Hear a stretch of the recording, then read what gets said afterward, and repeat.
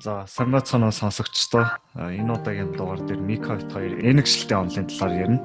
За тэгээ энэгшилт гэдэг нь бол хин нэгэнтэй сэтгэл хөдлөлийн хувьд холбоодох тохыг хэлж байгаа.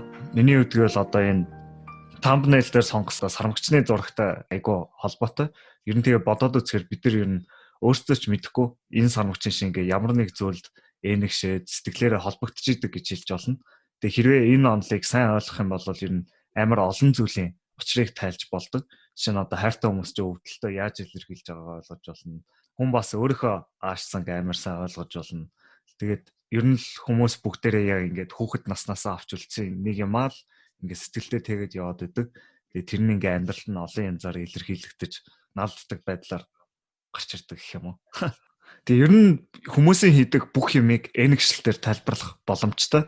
Энэ бол амар энгийн ойлголт, гэхдээ бүр амар хэрэгтэй ойлголт гэж бодож байгаа болохоор ер нь дуустал нь сонсороо гэж хүсэж байна. Тийм чи юу гэж бодож байна? Ер нь товчхонтой гэх юм бол хүмүүс ингэж ярьдэн шүү дээ. Ингээд энэ хүн бол айгүй илдэг дулаахан хүн.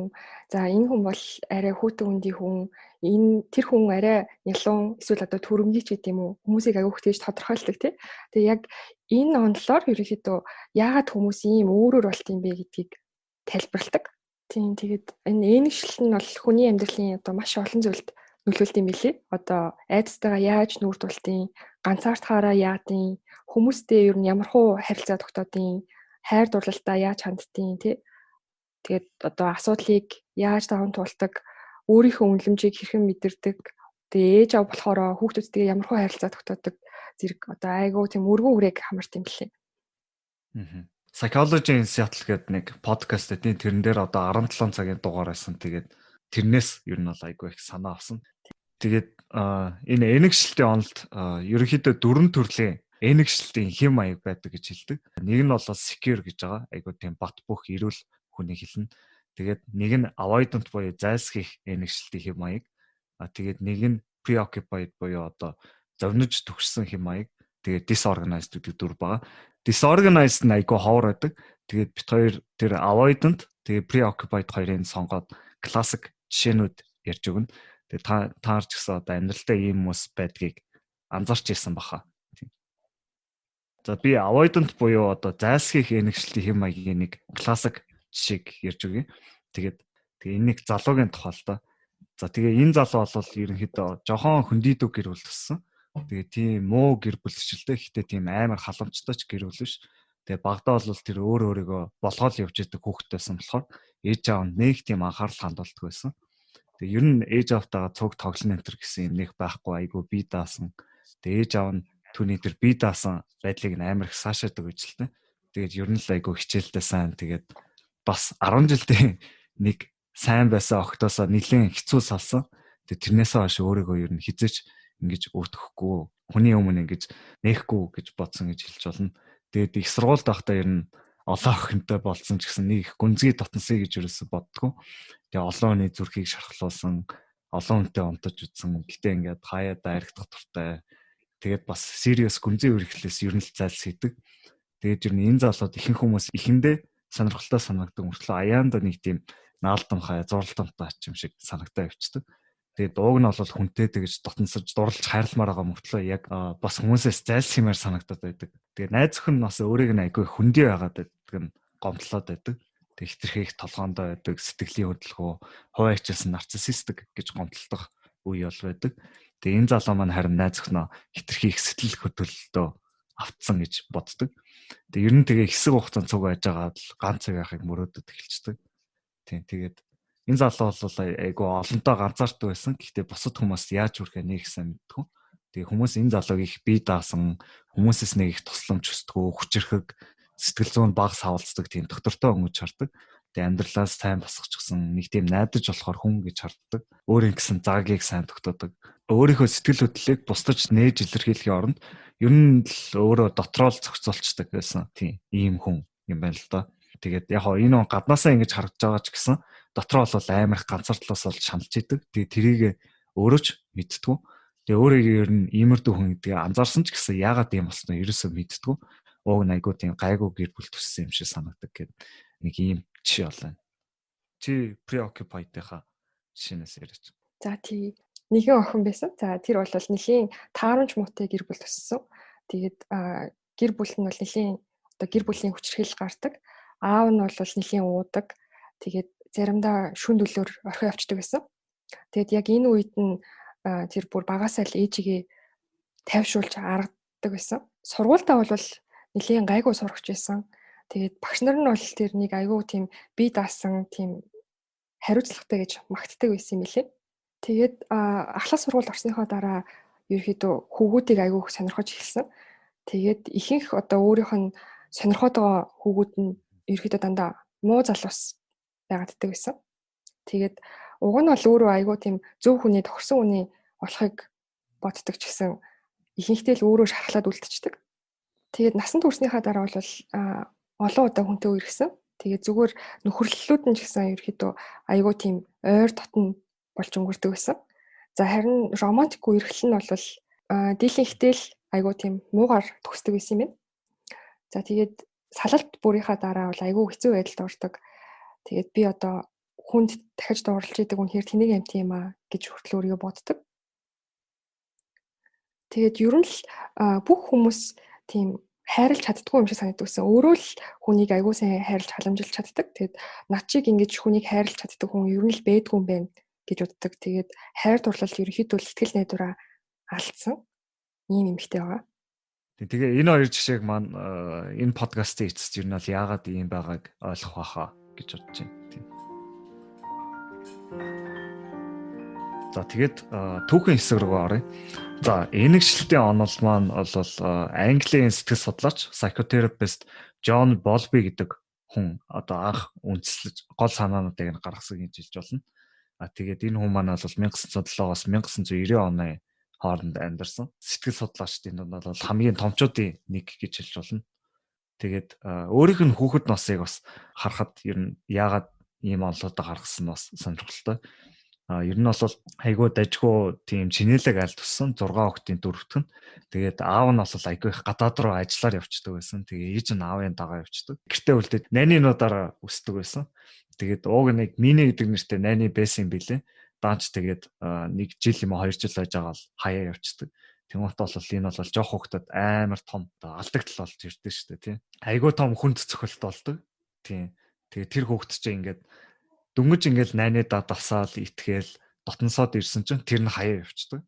Тэгээд төрөний одоо зайлсхийх гэсэн хандлагатай жишээ шиг ер нь бол Болби бол ингээ багасаа нэг хүнийг найдаад ирсэн чинь нөгөөх нь хаяа явцдаг гэхээр ер нь хүмүүст ингээд итгэхэ болдог ч юм уу те жоохон хүмүүсээс зайлсхийх хандлагатай өөрөө яг хөө тиймэрдүү байж магадгүй.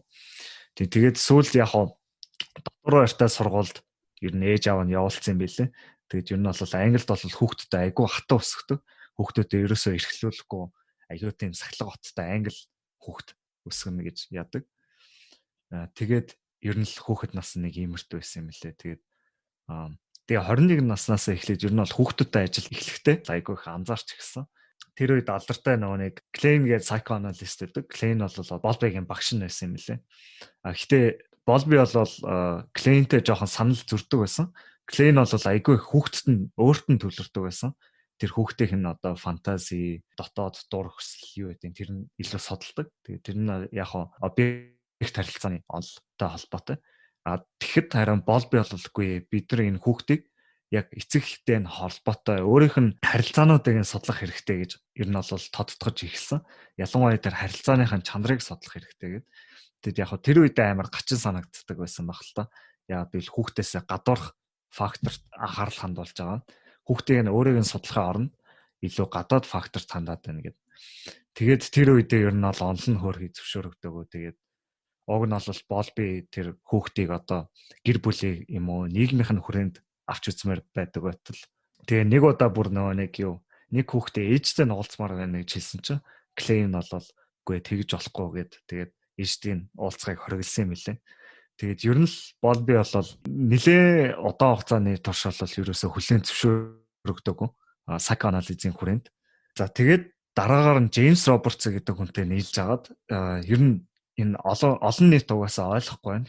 Онлын хүрээнд яриад хахаар тэгээд хүмүүст хүрэхийн тулд нэг кино хийсэн юм лээ. 2-year-old goes to hospital гэдэг нэг жоохон охин эмнэлэгт ингээ 8 өдөр ганцаархнаа орхигдсон. Тэгээд ингээд тэр хүүхдийн ингээд шаналж байгаа, уйлж байгаа, хашгирч байгаа. Тэгээ айгүй сэтгэл эмтэрмээр тэгээ тэр нь айгүй хүмүүст хүрч эхэлсэн юм лээ.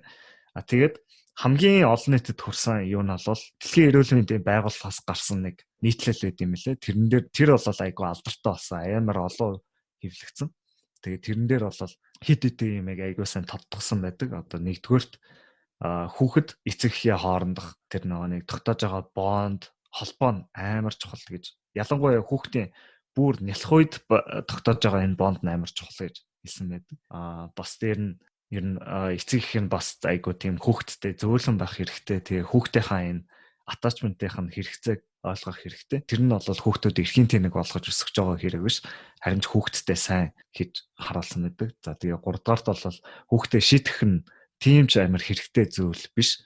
Тэгээ хүүхдээ бол сахилгааттай болгож ивэл хүч ашиглахгүйгээр илүү тийм зөв энергишлтийн систем, attachment-ийн систем ашиглах хэрэгтэй гэж хэлсэн юм лээ. Хайр тийм зөөлөн сэтгэлийг мэдрүүлэх хэрэгтэй. Дулаахан сэтгэлийг нэгэн зэрэг мэдрүүлж иж тэгэж хүүхдээ айгуу сайн өсгөдөг гэж хэлсэн мэлээ. Тийм тэгээ тэр үедээ ч гэсэн хөөрхөн минь ууг нь psychoanalysis-ийг хүрээлэлтэй айгуу өөрийгөө хүлээн зөвшөөрөхийг айгуу их хүсдэг байсан. Тэгээд айгуу өөрсдийнх нь үг хэллэгийг хэрэгэлдэг байсан. Жишээ нь одоо нэг ороод үе шат гэд Фройдын онол гэдэг шүү дээ. Тэр мэрийг айгуу их ярих гэж оролцсон. Гэхдээ тэрийг тайлбарлахдаа тэр нь заавал хүүхэд нь яг амаараа таашаал авч байгаа биш. Харин яг тэр нэг хүнтэй тэгж холбоо тогтоож байгаа гэж тайлбарладаг байсан. Тийм тэгээд энэ нь бол айгуу одоо хүний бүр дотоод хэрэгцээ бүр баг генд нь шингэсэн. Тэгээ энийг бүр амьтан дээр хүртэл харж болдог гэж хэлдэг. Гэтэ хүнд бол энэ бүр амьтдаас илүү бүр амар хэрэгцээтэй зүйл байдаг гэж хэлдэг л дээ. Тэгээд Микас энэ эволюцийн талаас нь жоохон ярьж өгөх үү? За тийм. Уг нь тийм 1958 онд Джон Бол би яг энэ онлоо бичсэн. Гэтэ ер нь тэрнээс өмнө бол яг энэ инжилтийг амьтад дээр нэлийн анзаараад онлоод бичигдчихсэн юм билээ.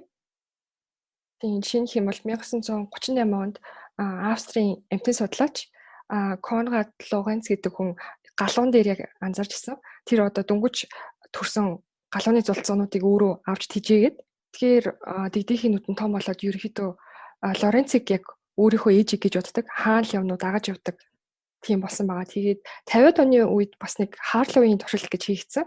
Тэр бол одоо өнөөдрийн бит хоёрын яг энэ подкастны thumbnail дээр байгаа.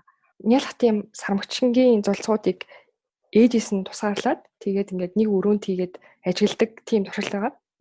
Тэгээд ерөнхийдөө тэр өрөөг бол хоёр хэсэгт хуваасан. Тэгээд нэг талд нь бол яг тийм төмрөөр хийгдсэн тэгээд дотор нь сүйтэй тийм уугчтай тийм хэсэг байгаа. Нөгөө талд нь болохоор ямар ч сүү, ямар ч уугч байхгүй. Гэхдээ ээжийг нь санагдуулахуйц тийм чихмэл тоглоом тавьсан байдаг. Тэгээд сармагчны зулцгийг ажиглахад ерөөхдөө зөвхөн хооллохдоо л тэр төмөр ээж дээр очиж исэн. Тэгээд бусад бүх цагт ерөөхдөө чихмэл тоглоом ээж дээрээ ээжгээ твэрч цагийг өнгөрөөжсэн. Тэгээд энүүгээр яг юуг харуулсан бэ гэхээр одоо ээж хүүхэд их зулцаг хоёрын хооронд одоо зөвхөн хооллохоос гадна өшөө илүү өөр том сэтгэл зүйн тийм харилцаа холбоо байд юм байна гэдгийг энэ туршилтаар харуулсан байгаа. Тийм, Клений онол дээр ч нөгөө нэг жоохон ээжийнх нь момент айгүйх төвлөрч мөлрөд байдаг шүү дээ. Тийм объект болгоод байдаг гэд. Тийм дээр бол шууд зөвхөн хоолж байгаа нь чухал биш гэж харуулсан. Тийм. Тэгээд хувьслын сэтгэл зүйд ерөнхийдөө одоо хүний тарих бол програмчлагдсан төрдөг гэж үздэг юм билээ. Тэгээд тэр програм нь ерөнхийдөө бол яг амьд гарахад л чиглэгдсэн. Тэгээ бүр одоо чулуун дэвсгийн үед л тогтсон тийм зан авир мэдрэмжүүд идэм билээ. Тэгээд яг тэдгээрээс өнөөдрийн сэдвтэй холбогдох нь бол тийм хоёр янзын мэдрэмж байгаа. Нэг нь бол айдас, нөгөөх нь өөрийгөө үнэлэх үнэлэмж. Түрүүн тэгэд энэ мэдрэмж зан авирууд бол бүр чулуун дэвсгийн үед тогтдог гэж хэлсэн тийм. Тэгээд одоо чулуун дэвсгийн үед бол жишээ нь одоо юунаас ч айдаггүй хүн бол тийм ч удаан бол амьд үлдэж чаддгүй байсан. Араатай амьтдаас айж зүгтаахгүй бол хоол нь олчихно. Тэгэхээр айдас бол яг биднийг амьд гарахад маш хэрэгтэй тийм мэдрэмж байсан байхгүй. Нялх хүүхдэд бол яг энэ айдсынхаа мэдрэмж аягүй өндөр байт юм билээ. Тэгээд асран хамгаалагчд нь одоо 50 байгаагаа харуулж тэднийг одоо асарч халамжилснаар аюулгүй байдлыг нь мэдрүүлж өгдөг. Энэ бол одоо айгүй том чухал зүйл байгаа байхгүй. Тийм. Хоол, ус, нөхөн өрчхүү шиг айгүй чухал Тийм. хэрэгцээ. Өөрийгөө үнэлэх үнэлэмж нь одоо яаж бий болсон бэ гэхээр Чулуун зэвсгийн үед бол одоо хин нэгний тусламжгүйгээр амьд гарах ямар ч боломж байгаагүй. Ганцаараа явах юм бол унтчихтаа л одоо ямар нэг араатай амьтны хоол болчдөг байсан. Тэгэхээр одоо хин нэгний тусыг авахын тулд тухайн хүн одоо өөрөө хариу барьж чадхаар тийм үн цэнтэй хүн байх хэрэгтэй байсан. Одоо тийм болохоор одоо бусдад би одоо хэрэгтэй хүн юм бэ гэдгээ одоо хэмжихийн тулд өөрийгөө үнэлэх үнэлэмж гэдэг зүйл бий болсон гэж үздэг юм билээ. Тэгэд энэ өөрийгөө үнэлэх үнэлэмжийг хүүхдэд бол бүр бага наснд нь гэр бүлийнх нь бий болгож өгдөг. Ер нь бол хүүхдийг хүндэлж анхаарал халамж тавьж иж одоо яг энэ өөрийгөө үнэлэх үнэлэмж гэдгийг олж авт юм билээ. Тэгээд одоо ээж аав нь тоодгүй хайхрамж муутай тийм хүүхд бол ерөнхийдөө өөрийгөө үнэлэх энэ үнэлэмж нь амар бага болчдөг. Тэгээ нөгөө preoccupied хүүхдүүд бол avoidant хүүхдүүд ерөнхийдөө ингэж үүсдэг юм шиг байна. Ихэнх амьтдын үр зорилго бол хүний хүүхдийг бодвол айгүй хурдан бие даачдаг. Тийм. Тоглол моголчаа дөнгөж төрөөл нэг 2 минутын дараа бараг хүний хүүхдүүд бол бараг бүтэн 20 жил явчих одоо бие дааж байгаа шүү дээ. Тэгээд энэ яг ямар учиртай юм бэ гэхээр хүн яг босоо явдаг болсонтой холбоотойгоор арцны яс айгүй жижиг болж эхэлсэн. Тэгээд хүүхэд айгүй жижигхэн байхдаа төрөх шаардлагатай болж байгаа байхгүй. Тэгээ бусад амьтдын үр зорилго төрөхтэй бол аль хэдийн боловсрч хөгжсөн тархитай төрж байгаа. Харин хүний хүүхдүүд төрснийхөө дараа тархины хөгжил нь явагддаг байгаа. Тэгээд төрснийхөө дараа ерөөхдөө амьдралаа танилцаад эхний хэдэн жилдээ л хорвоо ертөнц ямар юм бэ гэдгийг бол ойлгож эхэлж байгаа гэсэн үг байхгүй юу? Тийм. Хүний өгт яг үүндээ бүр амар их анхаарал халамж, ресурс хэрэгтэй байдаг. Тийм болохоор угаасаа тэгээд эмэгчин чинь бас ер нь бол хүүхдээ сайн өсгөхийн тулд тийм нөгөө нэг ресурс хайж байгаа шүү дээ. Эрэхтэй аль болох тийм social status-тай тэгээ өөрт нь provide хийж өгөхөөр тийм эрхчин хайж байгаа гэх юм уу? 20,000. За. Юу гэсэн юм уу?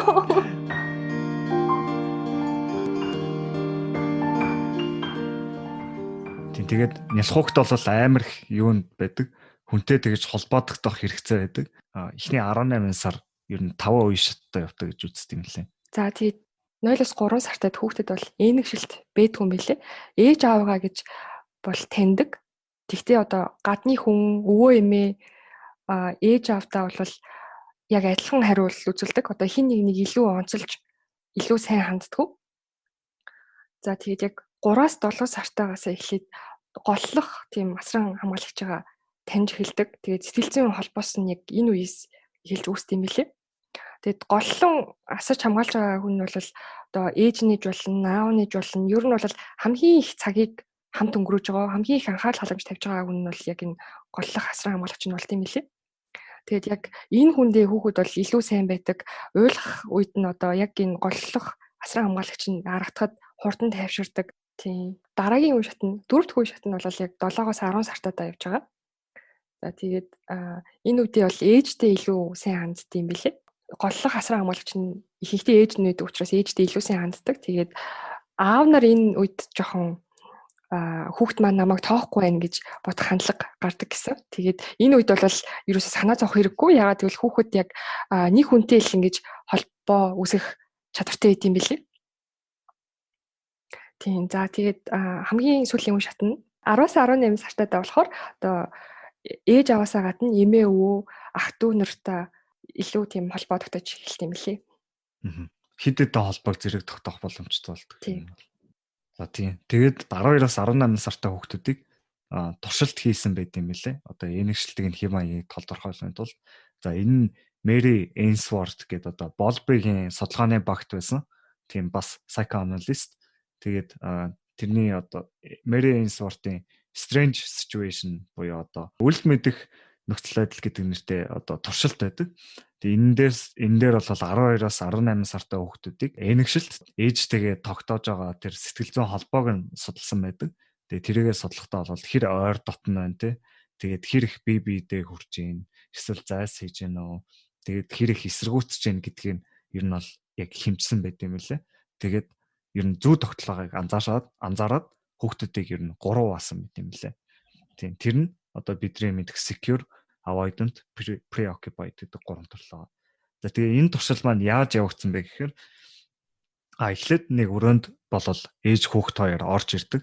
Тэгээд ер нь бол өрөөнд нь ингээд тоглоом байршуулсан байгаа. Тэнгуут хүүхэд нь ингээд ээжийнхээ хажууд байгаа болохоор ер нь бол тоглоомыг сонирхож эхэлдэг. Дараагаар нь бол танихгүй орж ирдэг. Тэгээд одоо тэр жоохон хүүхэд рүү дөхөж очдог. Тэгээд ээж нь бол орхио явцдаг. Тийм энийг бол эхний салт гэж байгаа. Тэгээд тэр хүүхэд нь ингээд ганцаархнаа тэр танихгүй хүнтэй байхдаа ямар үйлдэл гаргаж байна гэдгийг ажигладаг.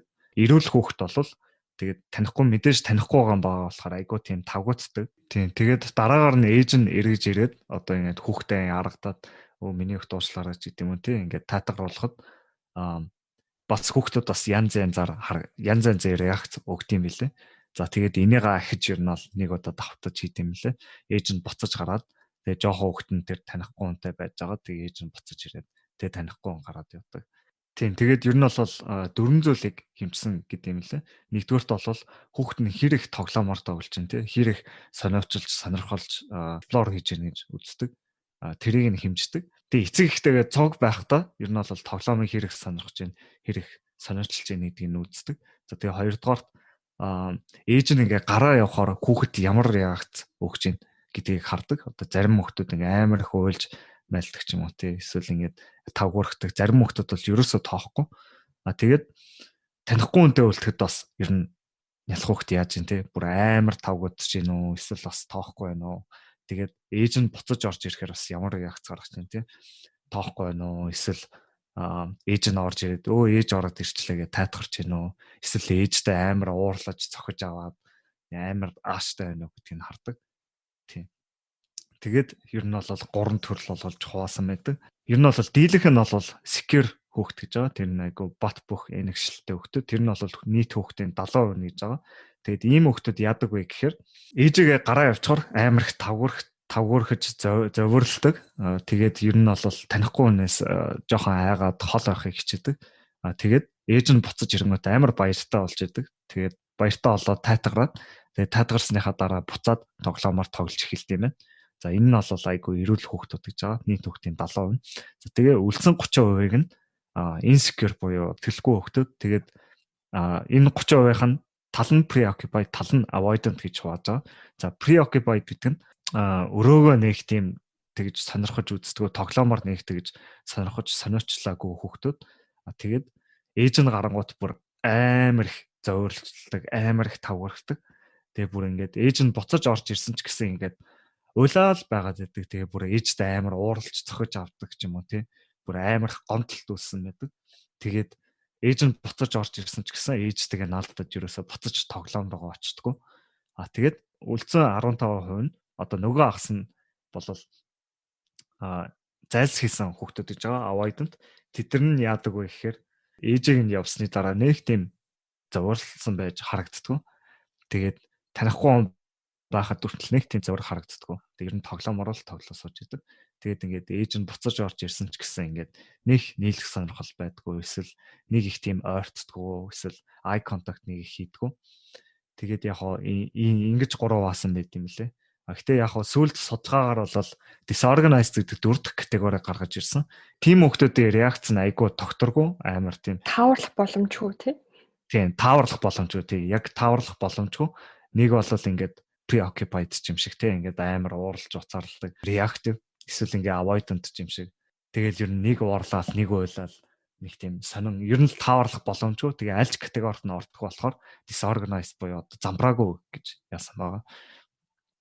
Тийм тэгээд энэ категори бол амар ховор. Ер нь бол 4% гэж хэмжсэн байт юм лээ нийт хүүхдийн. Тийм. Гэхдээ яг хөө тэр нь бас нөхцөл байдлаас хамаардаг гэсэн. Ер нь тийм өсвөр насны ээж нарын хүүхдүүдийнх нь 30% нь disorganized байдаг гэсэн. Эсвэл тэгээд ингээ хүчирхэлд өртсөн эмэгтэйчүүдийн хүүхдүүд бүр 75% нь хүртэл disorganized байдаг гэсэн судалгаа байт юм лээ. Тийм тэгээд бас яг хоо энэ нь ингээд бүр бага наснд нь явж байгаа зүйл ч гэсэн ингээ насан турш нь ингээ жоохон өөрчлөлтүүд байдаг л та. Мэдээж ингээ амьдралд нь өөрчлөлтүүд ордог тий. Ээж аав нь илүү анхаарал хандуулдаг ч юм уу, эсвэл ээж аав нь салдаг, эсвэл аль нэг эцэг их нь нас барахад бол хүүхдэд бас амар их өөрчлөлт орж байгаа. Тэг ер нь айгүй олон төрлийн факторууд байдаг. Тэгээд том болсон нас бий гүйцсэн хүмүүсийн хувьд бол Энэ хувь нь бол жоохон өөрчлөгдөв. Ер нь бол нийт хүн амын тал нь secure гэж үздэг. 55% нь secure. Тэгээ preoccupied бол 20%, avoidant нь 20%, тэгээ disorganized-ыг 5% гэж үздэг юм лээ. Тийм.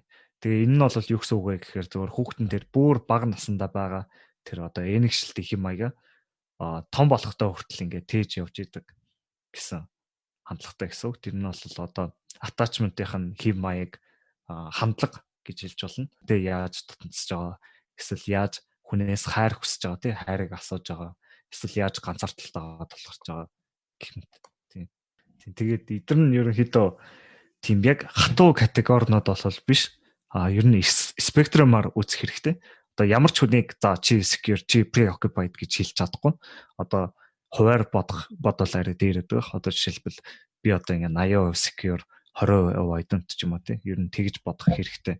Жохон тийм хандлагатай юм байна гэж ойлгоход амар байдаг байна.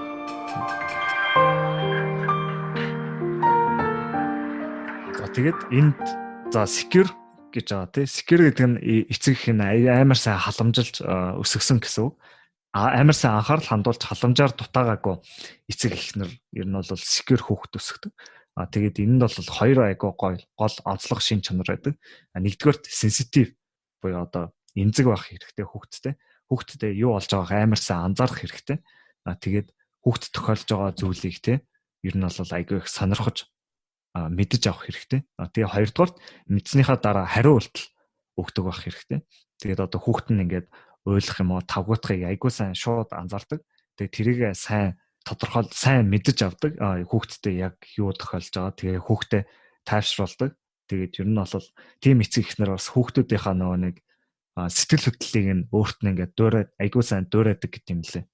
Тийм.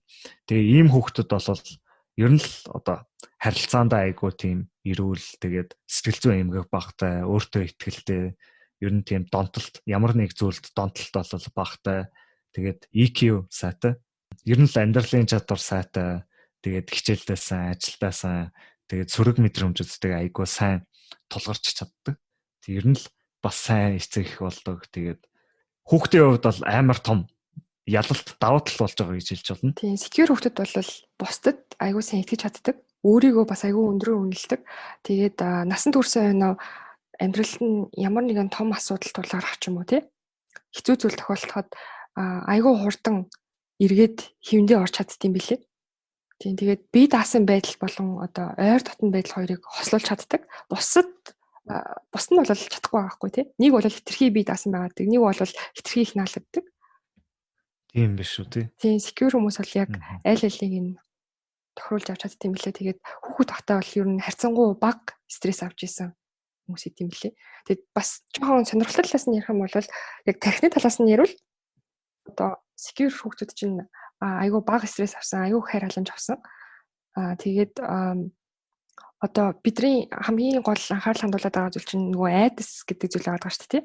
Айдсыг тархинд мэдэрдэг хэсэг гэж байдаг. Тэрийг болохоор амигдала гэж нэрлэдэг юм билээ. Тэгээд амигдала идэвхтэй байх үед те яг хүн яг айдаст автсан байх үед стрессийн гормонууд ялгарч эхэлдэг. За тэгээд яг энэ үед те хүн яг тийм логикоор бодож юусаж чаддаггүй.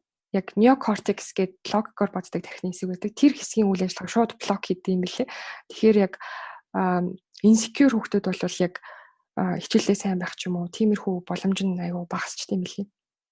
Тэгээд хангалттай хайр халамж авч ирсэн хүүхдүүд бол сэтгэлзүйн талаасаа ч тэр оюун ухааны талаасаа ч тэр айгүй тийм өв тэгш хүн болж төлөвшдөг.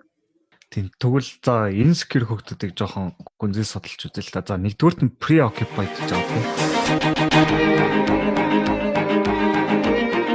Preoccupied хүмүүс бол чиний саний хэлсэн шиг тэр амигдала чи ерөнхийдөө сэтгэл хөдлөлийн ер нь бол төв цэг нь шүү дээ тийм. Тэдэн дээрээ амар их төвлөрсөн байж нэрэ магадгүй л. Тэгэхээр жоохон зовниж төгссөн, баян тэгж яг тэр амигдалаа ингээд баян ингэж арцгаж идэг юм уу?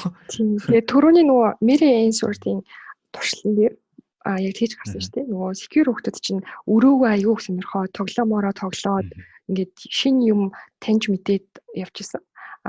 Бусад хүүхдүүд нь болохоор өрөөгөө сонирхох, тоглоомоор тоглох нь аягүй бага байгаадсэн тий.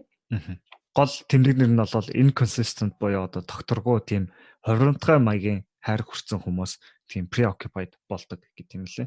Тэгээд тэр нь юу гэсэн үг вэ гэхээр одоо ээж аав нь заримдаа нэг анхаарлыг нөгдөг тий. Заримдаа анхаарал өгөхөө болчдөг. Тэгээд заримдаа халамжлаа, заримдаа болчдөг. Тэгээд эсвэл ээж аав нь салждаг ч юм уу, эсвэл ээж аав нь одоо амар их арх удаг тий. Тэнгүүт ингээд амар олон төрлийн ингээд сэтгэл хөдлөлийн юмд жоохон хилбэлцээ яваад байдаг. Тийм нэг бол ингээд амар сайн хандаад, нэг бол муу хандаад, нэг бол аав нь ажиллаар явцдаг ч юм уу тий. Эсвэл бас аав ээж нь өөрсдөө сэтгэл зүйн асуудалтай. Одоо bipolar аав ээжтэй байх юм бол аав ээж нь өөрсдөө бас хандах хадлага нь тэнгэр газар шиг ингээд янз янз болоод байдаг. Тэгээд яг айгүй хайр халамж авч агаад гинт тэр хайр халамж нь байхгүй болчихлоор хүүхэд өөрөө тэрийг нэгтгэг. Тэгээд одоо ээж аваахаа анхаарлыг татахын тулд янз бүрийн ааш авир гаргаж бүр айгүй тийм экстрим байдлаар харуулж эхэлдэг тий. Уйлахаараа хитрхи их уйлдаг ч юм уу. Ингээд аргацсан ч юусоо тайвширж өгдөг, улам их уйлааддаг. Тэгээ одоо ээж аваагаа зөгтөг ч юм уу тий. Иймэрхүү байдлаар ингээд тэр зан аран шин тогтчтой юм лээ. Тэгээд яг гол шинж тэмдэг нь бол өөрөө ингээд ерөөсөө хайр хүртэхгүй, байнга хүртэж чадахгүй болохоор өөрт нь ямар нэг буруу байна гэж бодчихдог. Тэгээд бусад хүмүүс сайн байна, би муу юм байна.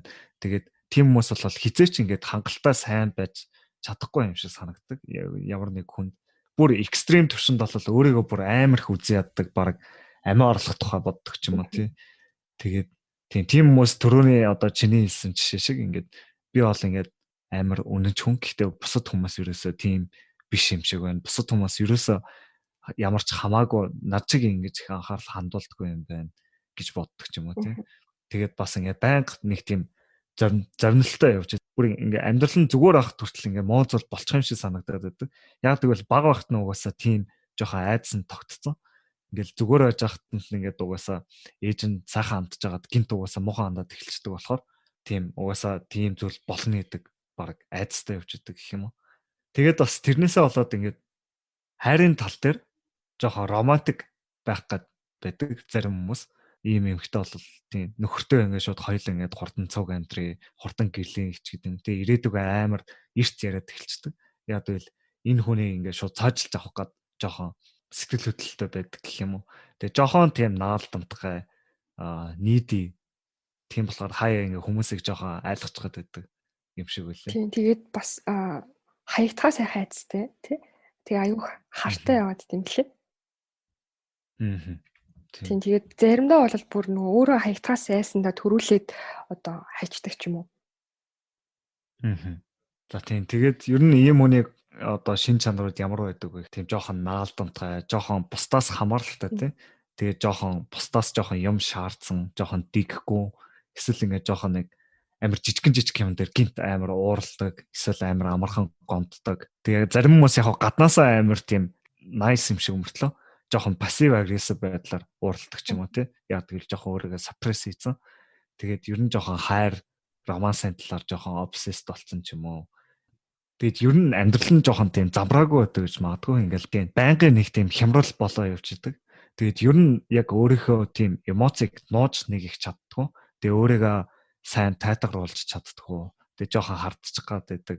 Хүнд жоохон амарсан итгэж чаддгүй. Тэгээд ер нь ингээд байнгын тийм тэг жоохон тийм докторгүй богинохон харилцаануудын хооронд яваад байдаг. Тэр нь тийм жоохон нэлээд интенс жоохон драматай байдаг ч юм уу тий. Тэгээд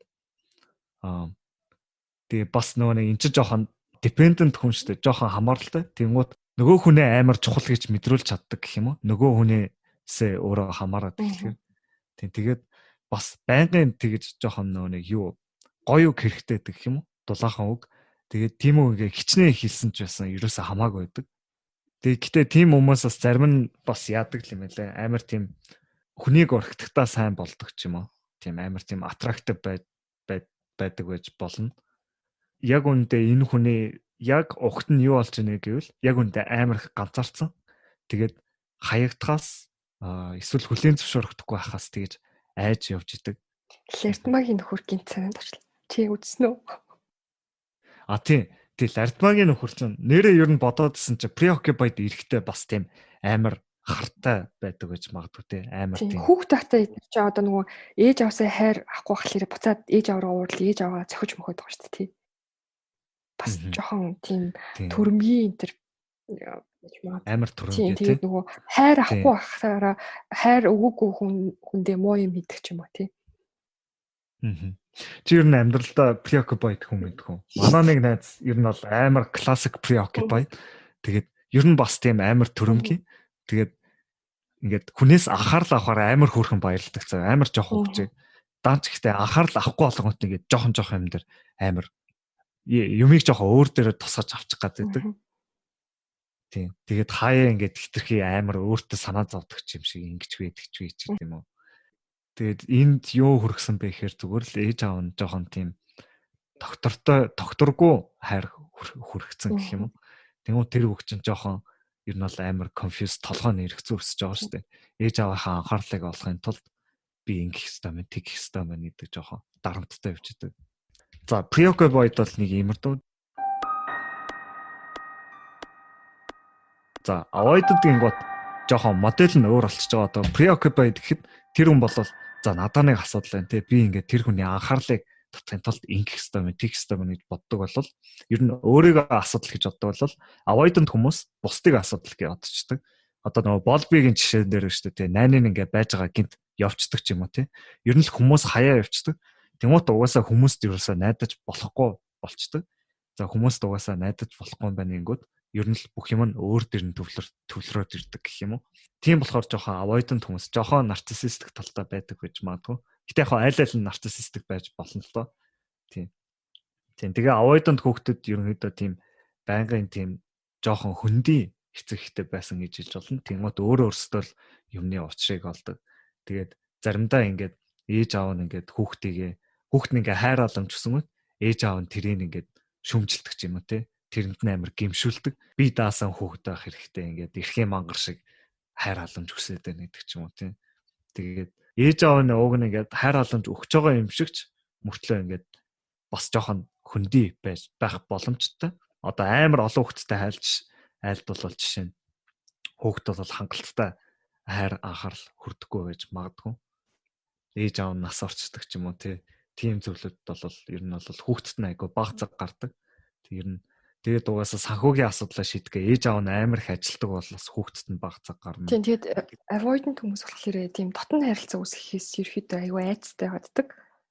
Тэгээд дотн харилцаа үүсгэж тэгээд хаягдахаас айгаад байгаа хгүй. Тэр харилцаанд дуусчихгүй гэхээс айгааддаг учраас ерөөсөө үүсвэдгүй. Тэгээд тийм зайлшгүй маягтай хүмүүсээс аюу дүүлсэн маягтай. Тэгээд нөгөө Болбигийн жишээ шиг гинт ингээд ээж аав нь угаасаа хаяа явчихж байгаа шүү дээ тийм.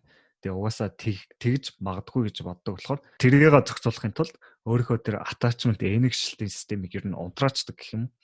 Одоо preoccupied хүмүүс чинь ингээд яг зүрлэх юм бол дууг нь бүр хамгийн чанга дээр нь тавьчихдаг байхгүй. Амигдал байгаа. Бүр амар reactive. Тэнгууд avoidant хүмүүс бүр ингээд дууг нь унтраach байгаа. Хүүтэн хөндөй emotionгүй болгож байгаа байхгүй. Яагаад гэвэл emotion байгаад нэмэргүй. Яагаад гэвэл тэр хүмүүс гэд хаяа авчиж магадгүй гэж боддог болохоор угаасаа хүмүүс найдаж болохгүй гэж мэддэг. Ер нь өөртөө юу болж байгааг их мэдхээ болцдог.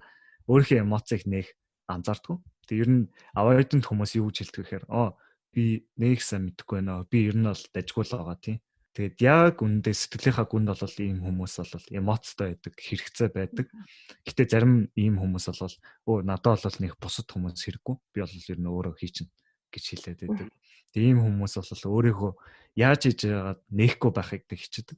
Яг зарим хүмүүс өнгөцгөн нээж болно л та тийм. Одоо ийм мэдрэмж, тийм мэдрэмж төрдөг. Гэхдээ яг уг руу нь орох гэхээр нэг тийм баригдхаа болчдөг. Тэгээд ер нь л ийм хүмүүс бол надад тусламж хэрэгтэй байна. Эсвэл жимний сэтгэлийг өтгөлөө гэж юусоо хэлж чаддгүй. Тэгээд ер нь л хүмүүс бол өөрөөсөө л хичээгээ явж идэг гэж бас боддог.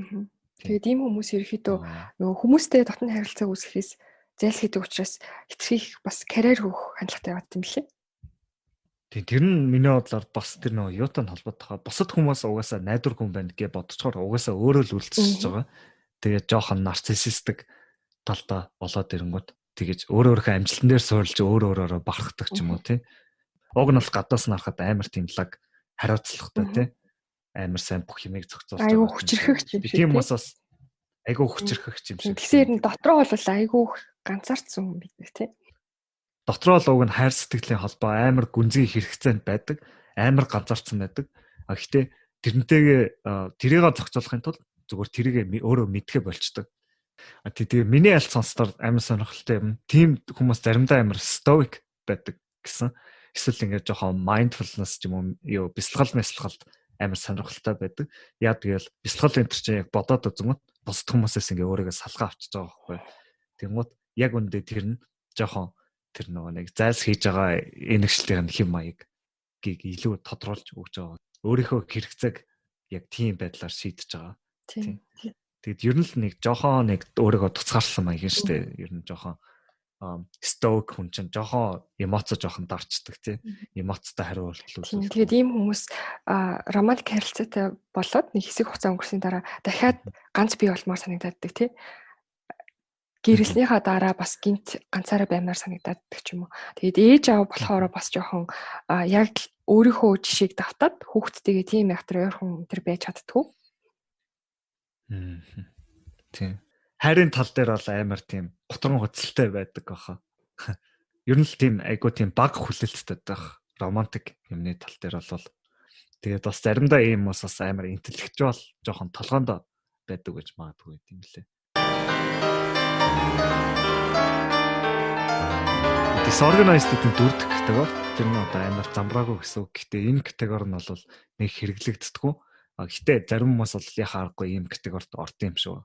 Тэгээд энэ бол жоохон avoidant preoccupied хоёрыг нийлүүлсэн гэж хэлж болно. Тэгээд энэ нь бол ийм хүмүүс бол амар баримжаагүй. Ерөөсөө яг тийм нэг төрлийн өөрчлөл үзүүлэхгүй. Avoidant preoccupied бол яг нэг төрлийн өөрчлөл үзүүлж байхад ийм хүмүүс бол ямар ч барьцгүй. Тэгээ ийм хүмүүсийн ээж аав нар нь бол бас тийм амар chaotic ямар ч тийм бүтэц байхгүй тийм байд юм шүү. Тэгээд ийм хүмүүс бол амар confused болсон. Одоо түрүү preoccupied хүмүүс бол би юм уу avoidant хүмүүс бол бусдад найдаж бодох юм байна гэж боддог бол энэ disorganized хүмүүс бол за би өөртөө ч найдаж болохгүй юм байна. Бусдад ч найдаж болохгүй юм байна. Ер нь л бүх зүйл найдваргүй юм байна.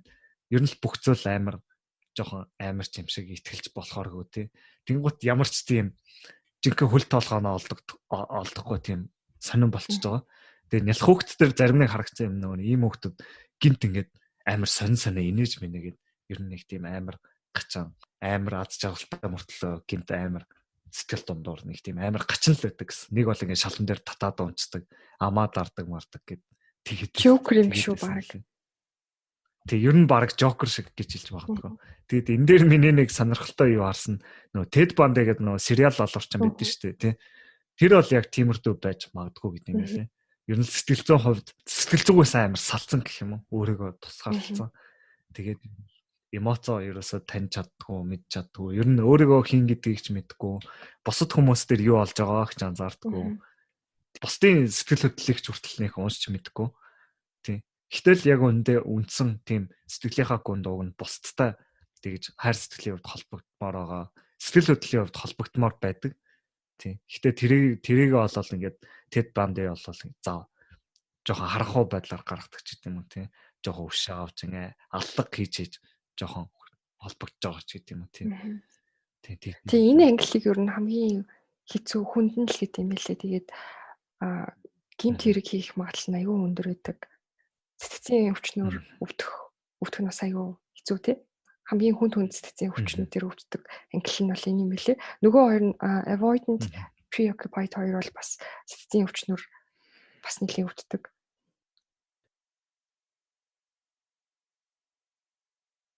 Тийм тэгээд энэ дээр хараад байхад миний нэг амар чухал гэж бодсон юм энэ нөгөө нэг ер нь өөрөөрөө харах байдал нь харах нэг тийм модель байгаа шүү дээ тий. Хүнд ер нь бол нөгөө нэг за өөрөөрөө хардаг нэг модель байгаа. Бусдыг хардаг нэг модель байгаа. Нохоонрыг хардаг нэг модель гэдэг юм тий. Тэр нь ингээ янз янз байдаг.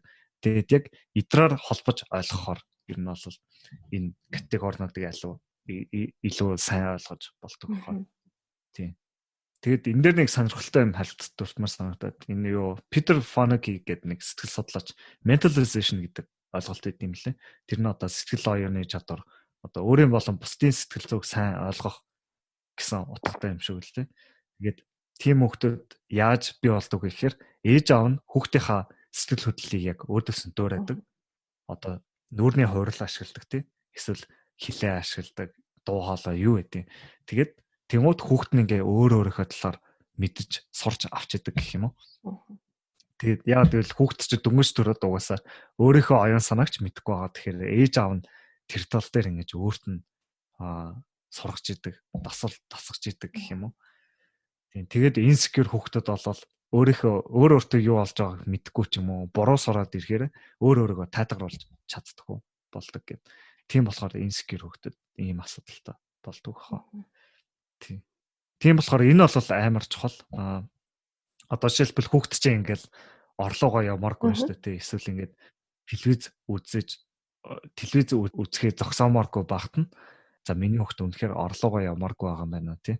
Тэгээд эсвэл телевиз үзэж байгаахт нь за миний хөө одоо телевиз ч одоо ингэ боллоо. Ингээ маргааш ахиж үзэж болно гэж одоо тайлбарлаж өгдөг гэх юм уу. Тэгэхгүй бол шууд энэ нэг тэнийг юм чи яагаад телевиз үзээс сууч байгаа гэд. Тэгэж бол болохгүй шүү дээ. Тэгээд энэ нэг амар хөөрхөн жишээ харж ирсэн. Ингээд нэг жоох хүүхэд mentalization сайтай гэх юм уу? Сэтгэл оюуны чадвар сайтай. Тим хүүхэд яасан бэ гэхээр ингээд нөгөө ээжтэй очиод ээжээ та ингээд миний урмыг хугарчлаа. Гэтэ би яг хөө зүгээрээ гэж хэлчихсэн. Тэгээд энэ хүүхэд яаж ийнэ гэхээр өөрийгөө тайлгаруулж чадж байгаа чадвар, өөрөөхөө эмоцийг сайн мэдж байгаа. Тэрийгээ сайн ойлгож авч байгаа. Тэгээ ээж аваагаа бас сайн ойлгож авч байгаа модель гэж хэлж байна. Зарим хүмүүс бол өөрчлөгддөг тийм. Яг амьдралд нь гарсан өөрчлөлтүүд одоо зарим хүмүүст айгүй сайнаар нөлөөлж байгаа, заримд нь айгүй муугаар нөлөөлж болно тийм. Айгүй тийм secure өсч исэн хүүхэд гинт одоо ээж аваагаа хин нэг алдаад preoccupied болдог ч юм уу тийм. Эсвэл одоо айгүй тийм таарамжтай гэр бүлд өссөн тийм гэр бүлийн хүчрхийлэлтэй орчинд төрсэн хүүхэд одоо ээж аав нь салаад тэгээ дараа нь одоо илүү тайван амгалан шинэ гэр бүлтэй болоход одоо өөрчлөгдөж болдог. Тэгээ зарим хүмүүс бол сэтгэл зүйн эмчилгээнд явдаг тийм.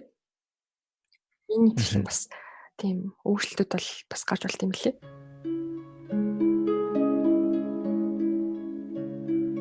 Тэгээд бас дээр нэг сонирхолтой юм тийм соёлын нөлөө бас айгүйх байдаг тийм. Жишээ нь Америкт одоо нийт хүн амынхын 55% нь secure шүү дээ тийм.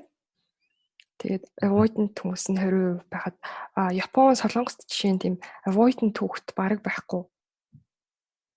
Тийм сонирхолтой жишээ хэлээ. Тэгээд зүгээр холбож бодох юм бол Япон, Солонгост нөгөө ээжүүд нь ерөөхдөө ихэнхдээ гэрээ эзэгтэй нэрээдэг тийм. Тэгээ хүүхдүүдтэй айгүйх цаг анхаарал тавьдаг болохоор ерөөхдөө ихэнх хүүхдүүд нь айгүй тийм эрүүл өсөж байгаа юм шиг санагдсан. Тэгээ дээр нь одоо барууны орнууд чинь тэгээ хүүхдийг төрөн гүтнэл шууд тусад нь өрөөнд оруулаад тэгээ тусад нь унтуулаад ээжүүд нь бол баг хүүхдээ хөхүүлдэг ч хөө. Тэгээд бие махбод нэлийн жоохон хол авааддаг. Харин одоо бид нартай харьцуулах юм бол айгүй сайн ярилцдаг, хүүхдүүдээ айгүй их сонсдог, хамт цагийг их өнгөрүүлэддэг. Манайд бол харин энэ соёл нь жоохон дутаад байгаа юм шиг харагддаг. Тэгээд тэр нөгөө манайд ч одоо ер нь Аз соёл чинь тийм жоохон гэр бүлийн маягийн соёлтой тий. Баруунд бол индивидуал нэлийн бие даасан хувь хүн гэсэн тийм соёл харагддаг тий. Тэгээд Америкт бол бүр амар шүү дээ. Америкийн ер нь гол үнэт зүйл чинь яг тусгаар тогтнол эрхчлөө гэх юм уу. Тэр нь хүүхдээ өсгөж байгаа дээр нь харагддаг л байна. Тийм. Манайд бол яг харьцангуй нөгөө бие махбодын хувьд айгүй ойрхон мэддэг баг. Тэгээд хөхөөр айгүй хүүхдийг хоолдог тий. Тэгээд яг хөхөөр хоолж байгаа үед бас нэг сонирхолтой юм. Одоо биохимийн хувьд ээжд нь тийм окситоцин гэдэг гормон ялгарч идэг яг хүүхдийг хөхүүлэх үед. Тэгээд яг тэр нь бол яг ээж хүүхд хоёрын тэр сэтгэл зүйн холбоог улам бат бөх болгож өгдөг хайрын гормон байгаа. Тэгээд яг хүүхэд төрүүлж авах үед бол энэ бас амар чухал гормон болдог л доо. Яг хүүхэд төрөнгөт шууд ингээд хүүхдийг хөхүүлдэг тий. Тэр яг үнэндээ яг хүүхэд өлсөд байгаа учраас хоолж байгаа биш. Окситоцин ялгараад одоо ээж хүүхд хоёрын хамгийн анхны холбоог бий болгоод тэрнээс гадна тэр окситоцин нөгөө умайг агшаах тийм хүчтэй үйлдэл үзүүлдэг байхгүй. Тэгээд хэрвээ одоо умай хурдан хугацаанд агшиж чадахгүй бол айгүй хэмжээний тусаалтыг төрхийн хүндрэлүүд гардаг. Тэгээд эхийн амь насыг бас аврах тийм айгүй ач холбогдолтой байт юм лээ. За надад бол нэг сонирхолтой сэдв байна. Ер нь яг энэ нь ингээд яг хосоодын харилцаанд яаж гарч ирж байгаа надад амар чухал юм шиг санагдсан. Тэгээд амар классик жишээ бол avoidant эрэхтэй. За эрэгтэй ч халбгүй л да яг зүгээр жоохон судалгаагаар бол жоохон эрэгтэйчүүд нь жоохон avoidant байх магадлал ихтэй гэж гарч ирдэг л тий. Тэгээ эмэгтэй нь жоохон preoccupied гэдэг юм. Гэхдээ classic avoidant preoccupied хосоод ер нь бол амар асуудалтай гардаг юм шиг санагцсан. Тий. Тэгээд ер нь бол preoccupied хүнд нь бол тэр avoidant хүн жоохон нэг тийм бие даасан юм шигтэй айгу сонирхлын татсан санагддаг хиндэ. Тэгээд энэ хоёр маань яг ингээд тархиных нь яг тэр модель нь өөр гэх юм уу. Тийм болохоор ингээд ойлголцохгүй байгаад идэг. Avoidant хүн нь болохоор preoccupied нэ чи ингээд амар сэтгэл хөдлөлтэй мэгтэй дандаа л эмоцороо явж байгаа юм ингээд тийм амар reactive гэл тийм үү. Preoccupied хүн чи одоо бараг л юу ямар ч сэтгэл хөдлөлгүй мөдлөхөө ч гэдэг юм. Тийм тиймэрдүү юм бол би зөндөө харж ирсэн баха. Тийм тэгээд энэ дээр гол болж байгаа зүйл нь хамгийн ойлгох хэрэгтэй зүйл нь яг энэ л юм шиг байгаа. Яг ингээд за чиний одоо ингээд хайртай хүн чинь ингээд чамд нэг муухай юм хэлнэ шүү дээ тий. Эсвэл чамд доромжилдог ч юм уу. Тэгээд тэрийг бодгоот яг энэ энэгшлтийн хэв маягаар бодоход айгу хэрэгтэй юм шиг байгаа. Тэр үед нь бол за энэ хүн яагаад яг ингэж илэрхийлж байна те. Энэ хүнд яг ямар зүйлүүд өөрийг нь ингэж триггер хийж уурыг нь хүргэж байна. Энэ хүн яаж юу нэгээд миний хийсэн үйлдэлийг ойлгож авч байгаа гэдгийг ойлгох хэрэгтэй. Яа гэвэл би ингээд нэг зоригтой үйлдэл гаргахад тэр эмэгтэй бас өөрөөр ойлгож авч болно шүү дээ. Тэгээд тэр хүн бас яаж өөрийнхөө өвдөлтийг илэрхийлдэг юм байна гэдэг нь бас чухал. Avoidant хүн бол ингээл чимээгүй дууга олцдог ч юм уу тийм болдог байхад preoccupied хүн ингээд зүгээр бөмбөг дэлбэрч байгаа юм шиг тийм болдог ч юм уу. Тийм. Тэгэл ер нь хосуудын харилцаач гэлтгүй ер нь бусад хүмүүстэй зүгээр харилцаж байхдаа ер нь тэр өөрийнх нь энэгшлтийнх нь хэв маягийг анзаарч явж байхдаа амар зүгээр юм шиг санагдав. Харин тийм. Тэгээд бас preoccupied хүн чинь яг хангалттай хэмжээний хайр халамж авч чадахгүй болохоор айгүй их тийм араар тавилт хийдэг тий. Тэг ер нь араар тавих багтал preoccupied жоохон их байдаг гэсэн. Гэтэ avoidant хүн чинь болохоор араар тавихаараа зүгээр биеийн үнэлэгч ч юм уу аваад зүгээр бараг стрессээ тайлж байгаа маягаар хийчдэг гэжсэн. Тийм сонсчихсан. Харин яг secure хүмүүс бол ер нь бараг нэг тийтгүй юм билээ тий. Тэгээ өөрөө одоо жишээ нь хуурдагцсан байлаа гэхэд нөгөө хүний эргүүлж бас хуурдгүй хариугаа авч байгаа юм шиг тий. Тийм үл хийдэггүй юм билээ. Тийм. Ер нь бол preoccupied хүн жоохон өшөөгөө авч чит хийдэг гэж магадгүй. Тэгээд тэр чинь ер нь бол ингээд анхаарал хандуулахгүй байгаа болохоор л энэгшлтийн систем нь активейт хийгдэж байгаа юм.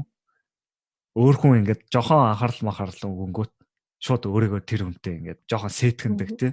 Яг тэгвэл энэ хүн чинь тийм анхаарал дотн байдлыг хүсэж байгаа. Тэгээ өөр хүн өгөнгөт энэ өөрийгөө бэлэн болгочдөг. Тийм. Тэгээд яг үнэндээ бол зүгээр л хостой амар тийм гомцсон өвдсөн. Тэгээд тэрийгэ бараг л нөгөө хосоо буцааж авахын тулд баг араар нь тавьж агаад баг буцааж авах гэж байгаа юм шиг нэг тийм гачаа парадокс шиг байж магадгүй. Эсрэг тесрэг. Тэгээд сексийн үед гэхэд одоо жишээ нь secure хүмүүс бол тийм амар янз бүрийн юм бол нэг хятар хийдгүү туршдгүү гэдгийгсэн тийм. Бас нэрээ надад тэр юу амар сонирхолтой санагцсан. Avoidant хүмүүс ингээд одоо биеийн үнэлэгч ч юм уу strip club энэ төр ордог гэж байгаа байхгүй. Тэгээд зүгээр л ингээд тайвшрах гэж ордог.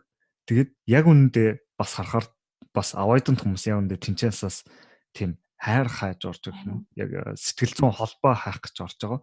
Тэгээд нэрээ бодоодсэн чинь нөгөө нэг lap dance center байдаг шүү дээ тий. Өөр дээр нь бүжгэлдэг. Тэр чинь ингээд амар юу эмхтэн доминate хийж байгаа. Тэврэлт явагдаж байгаа тий. Амар тийм биендээ амар ойртоод тэгээд eye contact-тай ер нь л жоохон ээж шиг experience гэж хэлдэг юм байлээ. Тийм.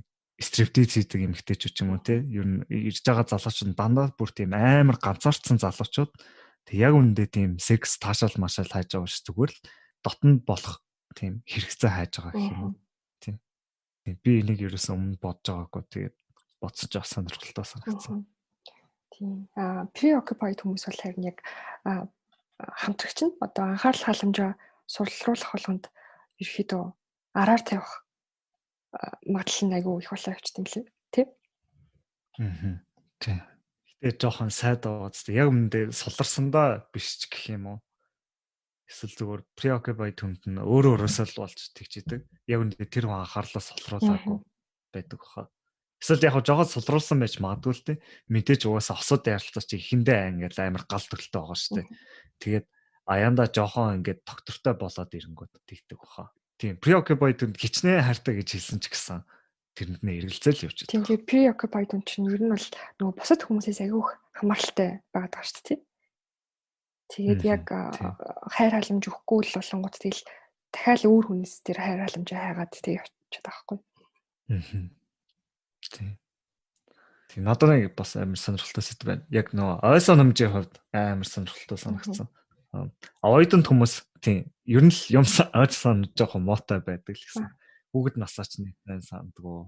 Тэгэл ер нь л энэ тэнд болж байгаа юмнуудаа нэг сайн. Яг гэвэл одоо бүх юм өөрт нь нэг тийм хамаатай биш, өөрөө нэг тийм харилцаатай биш байсан болохоор тэгдэг байх л та тий. Харин тийм яг тийм байгаа ч гэдэг. Одоо бол би энтриг бодоод үзэл та аав ээж нэг л гинт яваад өгчдөг тий. Тэгээд ер нь бол өөрөө ингээд тэр өгч ганцаараа үлдчихэж байгаа байхгүй юу. Тэгээд ингээд ойлоод байдаг хинч байхгүй тий. Тэнгүүд тэр өгч угаасаа за би бүх юмыг угаасаа мартах хэрэгтэй юм байна тий. Бүх юмас өөрийгөө зайгаа барих хэрэгтэй юм байна гэж бодхоос өөр ямар ч аргагүй болчтой. Тэнгууд угаасаа тийм өвдөлттэйгөө тэмцэхийн тулд угаасаа тархин цаанаасаа ер нь бол ойдохтолыг нь албаар сулруулж эхэлдэг гэх юм уу?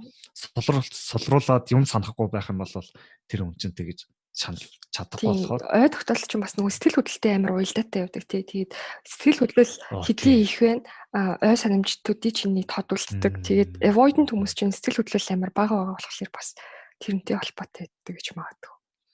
Тийм биш. Наад яг сэтгэл хөдлөлтөй холбосон чинь амар ойлгогдчих шүү. Тийм. Тэнгууд preoccupied хүмүүс яадаг гэхээр чисээ яг сэтгэл хөдлөлтөй холбосон шүү дээ. Амигдалатай гэх юм уу. Тэнгууд preoccupied хүмүүс буруу санаад байдаг. Ер нь санаж байгаа мэддэг. Гэхдээ шал хотлаа санаад байдаг. Тэгээ бүр экстрим төвшөнд ингээд хосоод хэрэлддэг гэж байгаа байхгүй юу? Шал өөр юм яриаддаг гэдэг. Тэгээ preoccupied хүний ярьсан юмыг нөгөө осно харангуйтай. Чи яагаад хотлаа ярьж гэж бүр амар гад. Яа нөө. Чи ингэж хотлах шаардлага байгаа юм уу гэдэг. Тэгээд preoccupied нь хөрхөө угаасаа л цаанаасаа багаасаа ингэж жоохон ээж аав нь ингээл банк докторгүй нэг хайр өгөөл өгөхө болоод байгаа болохоор тэрийг нь өөрөөхөө жоохон бодолд модельд тааруулахын тулд ингээд жоохон ой санамжаа жоохон өөрчлөөд идэг. Тийм хүмүүс ч угаасаа нөгөө нэг ер нь л өөртөө ингээд амар анхаарлыг хүсэж байгаа шүү дээ.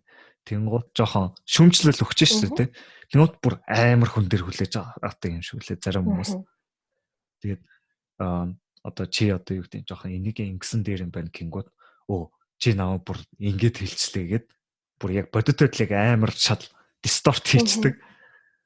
Тэгээ бүр тэрэндээ бүр яг амар гүн итгэцэн байдаг. Тэгэхгүй би тэгж хэлээгүй штэ гэж амар олон удаа хэлсэн ч гэсэн нөгөө нь тэгээд яахаа харахгүй тэгж хэлэх шиг л болсон юм даа гэдэг. Тийм болохоор ер нь жоохон preoccupied хүмүүсийг жоохон borderline өвчнөдөө төстэй л гэдэм билээ. Жоохон нэг тийм delusional төсөөрцөн хүн юм шиг тийм. Амар хөнгөн хэлбэрээр шизофрен юм шиг тийм харагддаг гэж магадгүй. Тийм preoccupied хүмүүс чинь ерөөхдөө тийм bipolar болох магадлал нэг өндөр юм билээ тий. Тийм билээ. Тэгээ одоо биеийн эрүүл мэнд, сэтгцийн эрүүл мэнд гэдэг хоёр янз байгаа шүү тий. Тэгээ одоо биеийн эрүүл мэнд муутахад бол тухайн хүн өөрөө л ганцаараа өвддөг. Тэгээд сэтгцийн эрүүл мэнд, сэтгэлзэн эрүүл мэнд бол яг зөвхөн тэр хүн биш, эргэн тойрныхоо хүмүүст ч гэсэн аюу хэцүү байхгүй тий. Тэгэхээр аль болох хэрвээ одоо хүн хэрвээ өөрийгөө одоо за би яг энэ юм байна гэж мэдэх юм бол аль болох өөрийгөө жоохон secure болгох гэж хичээх хэрэгтэй юм шиг үлээ. Хамгийн том хийж чадах зүйл бол мэдээж терапи явах. Тий, терапинд яваад эмчит үзүүлээд яг профешнл хүнээс тусламж авах нь мэдээж чухал байна. Нөгөө талаас бусдад бас жоохон хүлээцтэй хандаж сурах хэрэгтэй тий бид нар. Ер нь л ямар нэгэн маргаан заргаан гарах ч юм уу тий санал зөрчилдөд бас яг ингээд attachment system нь угаасаа триггер хийгдэж байгаа болохоор яг бас тэрүүгээр харах хэрэгтэй байна. Тийм. Айгу өөр систем байлаа шүү дээ тэр дотор нь. Тийм. Хүн чинь ер нь өөрийнхөө системээр ингээд бусдыг төсөөлөд байдаг. Гэтэ тэр хүн яг эсрэг системээр явагдаж байгаа байхгүй тархин. Тэгээд тэр хүний яагаад ингэж тархин ажиллаж байгааг бас ер нь энэ онлоор илүү ойлгоход амар болж байгаа хаа. Зарим хүмүүс бас нөгөө нэг амар их материалын зүйлд татдаг да. Амар их эд хөрөнгө, мөнгө ч юм уу. Тэр бас л миний бодлоор энэгшлтийн хэрэгцээ явж идэг. Одоо жишээлбэл авидын түүний жишээ авъя л да. Бусад хүмүүсээс зайлсхийгээ жоохон өөрлөө төвлөрөөд ирэнгүүт өөрөөс нь авч байгаа тэр энэгшлтийн хэрэгцээ нийгмээс ирдэг ч юм уу тийм. Тэгээ нийгэмд хүлээн зөвшөөрөгдсөн зүйл бол угаасаа мөнгө шүү дээ. Мөнгө амар дээвэр тавигддаг. Тэнгууд өөрөөгөө тийм материалын зүйлээр яг үндэ тэр энэгшлтийнхээ хэрэгцээ хангах гал гэдэг хөрхий тэр одоо хайр сэтгэл зүйн холбоогоо материалын зүйлээр орлуулах гэдэг. Тэр нь болол даанч тийм preoccupied хүний хувьд бас тийм л байдаг. Ер нь материалын зүйлч гэлтгөө хүнийг яг хараадах юм бол хөрхий тэр нөгөө нэг яг энэгшлтийнхээ хэрэгцээг л ингээд өөр юмар орлуулах гад байдаг. Орлого гарч ирдэг. Бас хүн чинь бас нөгөө нэг утас моц амар хэрэгэлдэг шүү дээ тий. Эсвэл амар кино үздэг ч юм уу. Тэр хүртэл энэгшлтийн хэрэгцээтэй холбоотой гэж хэлж байна. Тийм. Тэгээд технологийн хувьд бол телевиз надад амар сонирхолтой санагдсан. Яг би нэг тийм сонсч ирсэн л тоо. Ер нь айл гэрч телевизээ хараа айгу дулаахан уур амьсгалтай болчтой юм билээ гэд. Тийм надад болохоор яг эсэргээрээ юм шиг санагдсан. Байн ингээд зурагтай асаалттай байлгаад байдаг гэр бүлүүд хүүхдүүдэд яг сайн төвлөрч чаддгүй. Тэг яг үндэ тэр нь ингээд өөрөө өөртөө байхад нь ерөөсөө тусалж чаддгүй гэх юм уу. Зүгээр л нэг жоохон сатаар болсон маягийн. Тэгээд энэ бол insecure хүмүүс бас жоохон амар байдаг гэж магадгүй л дээ.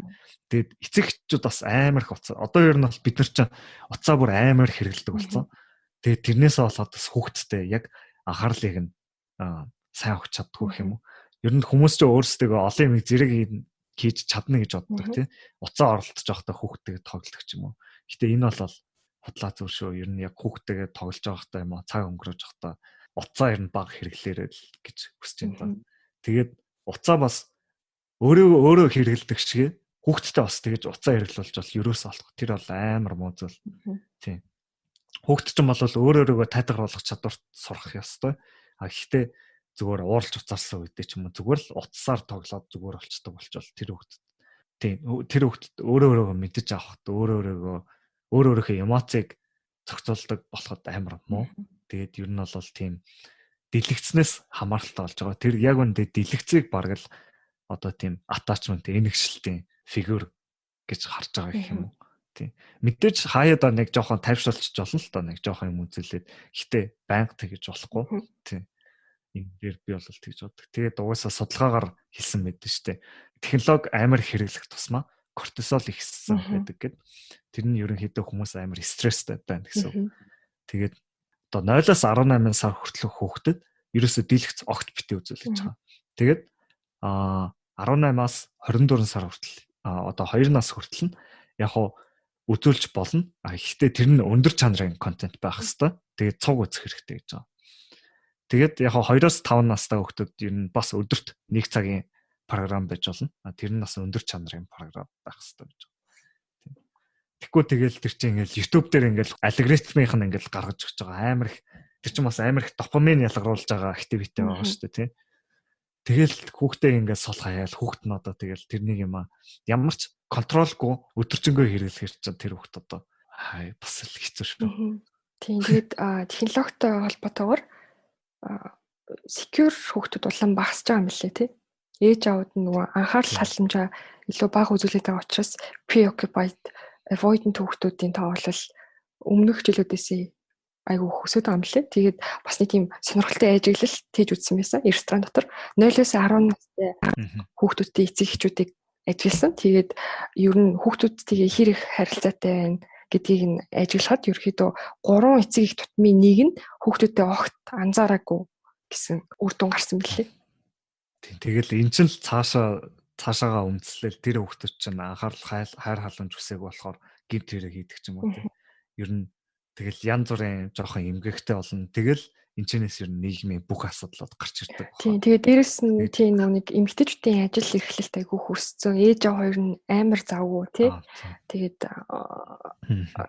тийм тэгээд бас яг цаг үетэйгээ уялдаад бас айгүйх инсекюр хүүхдүүд бий болж байгаа гэж үзэж байгаа юм лээ. Тийм эмэгтэйчүүд чинь бас нөгөө амар карьер мэрээр ирдэг болсон. Тэгээд нөгөө хүүхэд төрүүлээд гэртээ 1 жил 2 жил сууж байгаагаа амар их уналт гэж боддог тий. Айгу хэрэггүй мэгээд байгаа юм шиг. Тэгээд нэг дээрэс нөгөө төрхийн биш ээ төрсний дараах сэтгэл зүйн хямрал дуртууд хямрал. Тийм. Тэгээд ер нь нэг тийм айгу муухай жил тий муухай 2 жилийг өнгөрүүлээд байгаа юм шиг тэгж хүлээж аваад идэм билээ. Уг нь бол одоо хүүхдтэй оруулж байгаа хамгийн их хөрөнгө оруулалттай тий хамгийн чухал үе нь. Өстой хамгийн чухал тий. Тэгэхээр одоо арай жоохон өөрөөр хараад тэр 2 жилийг илүү үр өгөөжтэй илүү гоёор өнгөрөөвөл. Тий. Тэр хүүхдэд чинь яг тархин нь бол зүгээр л цагаан самбар гэсэн үг шүү дээ.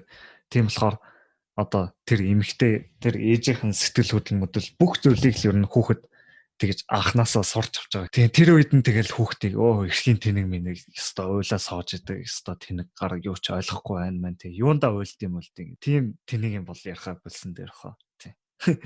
Яг хаа дээр үед ч юм уу яг хаа эцэг эхнэр жоохон боловсралгүй байсан байж магадгүй л дээ. Одоо Болбегийн судалгаа чинь саяхан л 20 дугаар зуунд л гарч ирж байгаа шүү дээ. Тэр үедээ гарч ирж байхад хүртэл хүмүүс нэгсэн ойлгоогүй тийм.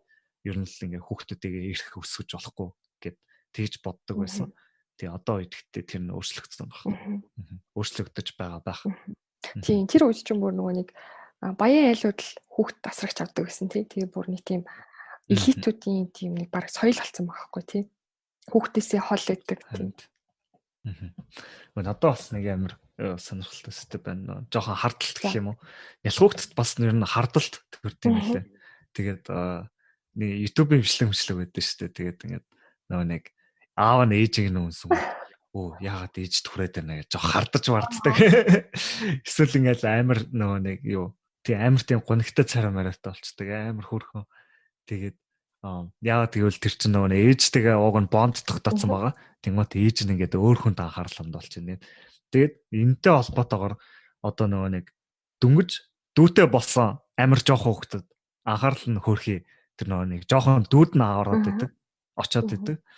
Тэнгуут хөөрхий тэрийгээ ингээд жоохон хорл хөнөөл гэж боддог гэх юм уу. Тийм. Тэгээд ингээд заавал ингээд дундор нь орж ирэх гэдэг. Дүүн төрчгөр ер нь бас жоохон том хүүхэд нь жоохон анхаарал халамж баг авах гад байдаг юм шиг хандлага байдаг санагдсан. Тэгээд айгүй ямар тийм шиг л шүү дээ. Тэгээд нүүтийгээ аюух өрсөлдөж эхэлдэг тий. Тэгээд ээж авахаа анхаарлыг татах гэж янз бүрийн юм хийдэг болдог. Тэгээ одоо ямар нэг юм болонгууд бүх зүйлийг дүүрүүгээ гэхдээ бүх юм дүүгээс болсон гэж боддог тий. Тэгээд нөгөө нэг хамаг хайр халамжийг нь дүүн одоо хувааж байгаа учраас дүүдээ жоохон дургу болчдөг. Тийм болохоор бас жоохон дүүтэй болгож өгөх юм бол том хөвгтдээ бас хөрхийн анхаарлыг нь сайн хандуулаад тэгээд бас янз бүрийн эмоцуд гарч ирнэ шүү дээ. Тэгээд дүүгээ зоддог ч юм уу. Тэр бүгдийг нь яг яагаад ард нь ийм болж байгаа гэдгийг бас энэгшлтийг нь шаардлага гарч юм уу тий. Зүгээр ийм хэрэгцээ байгаа юм байна гэж ойлгох хэрэгтэй юм шиг. Тэгээд дүүтэй болохоос өмнө бас айгүй сайн тайлбарлаж ойлгуулад тий. Тэгээд за бас нэг хальт дуртахад юу нөө Big 5 гэх personality traits-тэй холбоотой судалгаа хийх юм лээ. Тийм би яг энэ Big 5 ер нь бол сэтгэл зүйн салбарт амар том одоо хүний зан төлөвийг судалдаг айгуу тийм гол юунуудын нэг. Тэгээд энэ дээр бол secure хүүхдүүд бол юу extraversion байд юм лээ. Жохон тийм дотгошоо биш гадагшаага гэх юм уу тийм илүү хүмүүстэй байх дуртай. Тэгээд бас илүү agreeable байдаг. Agreeable гэхээр илүү жоохон санал нийлдэг гэх юм уу арай жоохон зөөлөн талдаа тийм хүмүүстэй нэг тийм амар хэрүүл хийгээд байдгүй. Тэгээд conscientiousness гэхээр бас илүү жоохон эмгцэцтэй талдаа илүү жоохон хичээнгүү гэх юм уу. Тийм. Тэгээд neuroticismтэй яг эсрэгээрээ байдаг. Neuroticism багтай байдаг. Тэгэхээр ер нь сэтгэл санаагаар баг ундаг. Сэтгэл санаа нь баг савлцдаг гэсэн үг. Тийм. Тэгээд нэг бас нэг сонирхолтой юм нь openness-тэй ерөөсөө холбоогүй гэж байгаа. Уг нь бол secure хүүхдээ ингээд амар тийм open юмд нээлттэй тий илүү тийм либерал байх болов уу гэж бодсон. Гэхдээ ер нь бол энэтэй бол ямар ч хамаагүй байдаг гэж. За тэгээ бас нэг сонирхолтой сэдв нөгөө нэг амтан биш тий. Амтан бас хүн бас ер нь амтнаас тэр нөгөө нэг энэгшлтийнхаа хэрэгцээг авдаг байна. Амтантай дотн олж эхэлдэг. Тэгэд ер нь амтантай уусаа судалгаагаар байдаг шүү дээ тий. Нөгөө нэг тижээвэр амтантай хүмүүс одоо хомохоотой ч юм уу муур зуртай хүмүүс ерөөдөө anxiety багтай, depression багтай. Тэгээд бас тийм амтнаар хүүхдэд хүртэл айгүй хэрэгтэй байдаг. Хүүхдээ одоо ингэ жоохон багт нь амтантай өсгөх бас энэ айгүй сайн байдаг гэж хэлээ. Тэгээд зүгээр л өдөрт ингээд 30 минут нохотоогоо цаг өнгөрөхөд окситоцин ялгардаг гэж байгаа юм чинь. окситоцин ч угаасаа бондын гормон шүү дээ тий. Одоо нялх хуухт ээжтэйгээ тэрвэрлэхэд юм уу тий ялгардаг. Ер нь тэрвэрлэхэд ялгардаг гормон гэдэг тий. Тэгээд яг биднэрт яг тийм тижээр амтыг хэрэггүй л тий. Зүгээр биднэрт яг үндэ энэ яг гүнзгий хэрэгцээ гэдэг attachment нь хэрэгтэй. Нэгшилт нь. Яг хүнд яг ийм хэрэгцээ нэдэг. Тэгээд тийм болохоор хүн жир нь өдөрт дор хаяж 10 секундын тэрвэрлэх хэрэгтэй гэдэг юм байна лээ. Тий. Гэтэ тэгээд хүмүүс ч ингээд нөгөө нэг том болоод ирэнгүүт тэгэл тэрвэрлэлт мэрвэрлэл чинь жоохон юу болно шүү дээ. Дотноссан маягийн нялон ч юм уу тэгэж хардаг гэж магадгүй. Тий. Тэгээд яг үүндээ тэр нь жоохон сайд. Тэгээд хүмүүс одоо жишээлбэл амар удаа хүн тэрврээгүй явж байгаа хүмүүс хүртэл байдаг шүү дээ. Хамгийн сүүлд хизээ хүн тэрвэрснээ санахгүй. Тий. Яг үүндээ тэрвэрлэлт бол амар гүнзгий хэрэгцээ. Тий. Харин тэрвэрх хүн байхгүй бол одоо тэгэл нохоо аваад нохоогоо тэрвэрлэж тээ. За тэгээд яг энэ удаагийн юм дээр айгүй их ээжийн талаар ярьсан байж магадгүй. Тэрний яг заавал ээжж байх албатай яг тэр гол халамжилж байгаа хүн хэлж байгаа. Гэхдээ яг судалгаагаар харуулсан байдаг л та хоёр эцэг хоёулаа амар чухал байдаг гэд. Тэгээд миний бодлоор бол бас аав ээжийн оролцоо жоохон өөрөөр хэлбэртэй байдаг. Одоо ээж нь бол ямар ч тийм нөхцөлгүй хайрыг бий болгодог тий халамжилдаг. Тэгэхэд бол бас аав нь бас өөр төрлийн хайр өгдөг. Тэр нь жоохон сэтгэл зүйн аюулгүй байдлыг нь хангаж өгдөг гэх юм уу. Тэнгүүд одоо тийм сайн аавтай өссөн хүмүүс бол өөрийнхөө стресстэй илүү сайн тэмцэж чаддаг.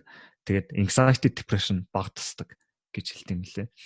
Тийм хэцүү зүйлтэй айгүй сайн тулгарч болдог баха. Ер нь өөрөөхөө төлөө босч чаддаг тий. Зовлонтой айгүй сайн тулгарч чаддаг тийм бүх зүрхтэй байдаг ч юм уу тий.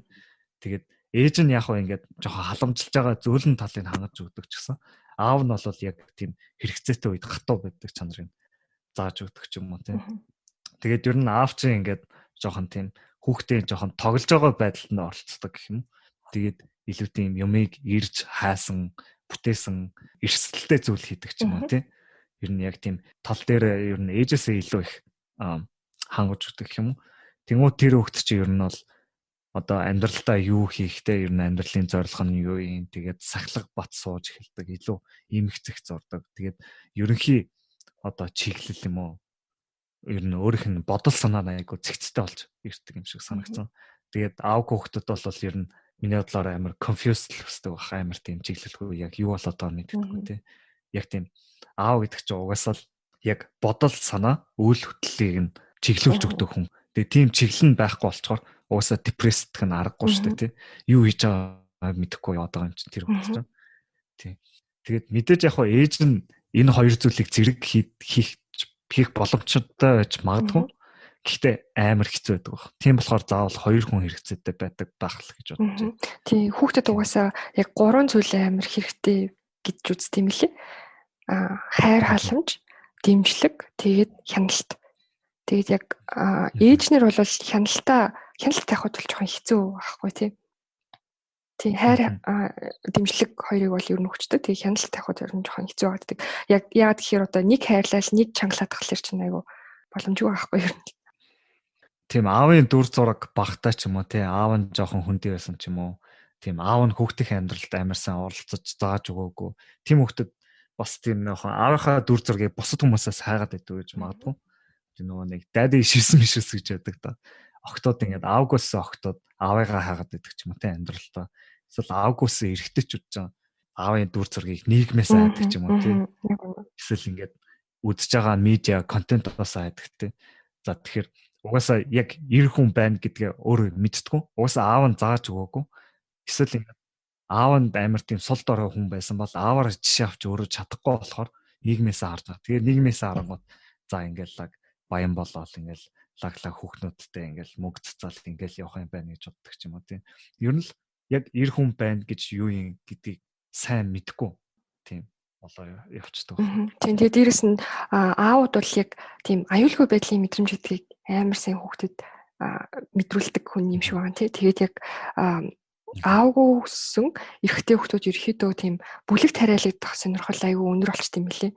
Тэгээд нөгөө бүлэгт хараалагдсанаар яг тэр нөгөө аюулгүй байдлын мэдрэмж нь одоо дүүрж өгдөг гэх юм.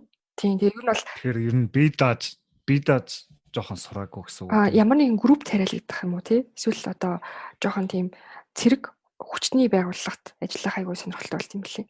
тийм судалгаанууд бас үүд юм. Гэхдээ групп харилцагдан гэхээр юу гэсэн үг вэ? Олон хүмүүстэй группт харилцаж нөгөө аюулгүй гэсэн мэдрэмжийг аваад байгаа байхгүй.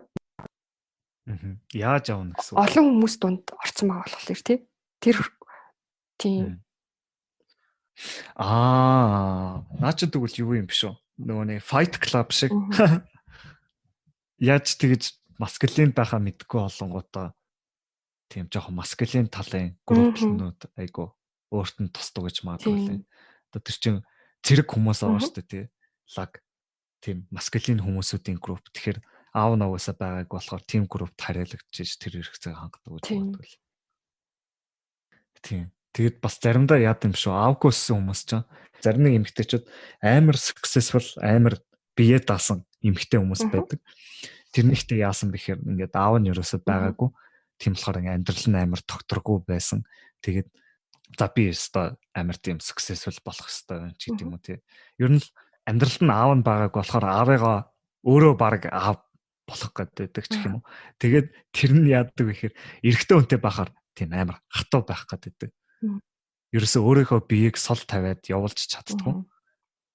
Яг ингээд зүв хийж гэнэ, буруу хийж гэнэ, эсвэл ингээд дээтэнд явж хахад за хоёлоо одоо хаашаа явах гэдэг юм байна. Биеэс сол.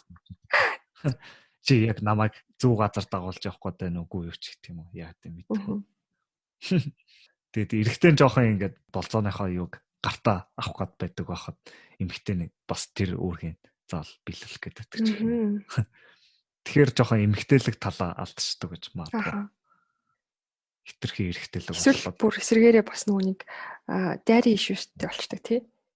Тийм. Эсрэгээрээ бүр яг эрэгтэй дүр зураг амьдралтаа хайгаал яваад. Тийм. Тэгээд ерөөхдөө нөгөө айгүй иршүүд их хвчлэн жоохон муу залуучууд дуртай тий. Тэгээд нэг бол ерөөсөө өөрийг нь тоодгүй, хүлээн зөвшөөрдөггүй тийм хүнд очиод татагдчихдаг. Тэгээд ерөөхдөө тэр эрэгтэйгээс айгүй хамааралтай. Тэгээд ер нь базаж хэлэхэд би бас тэгэл хэлжсэн санаагаал хэлэх байх. Ер нь яг хүмүүсийн харилцааг хүмүүсийг ер нь амар сайн энүүгээр ойлгож болдог хаа. Тийм. Жохон preoccupied байна, эсвэл жохон anxious байна. Тэгээд тэр нь ингээ зүү тогтолтой яг паттерн ажилладаг. Зарим хүмүүс яг нэг төрлийн хэм маягаар зүйлүүд ханддаг ч юм уу тийм.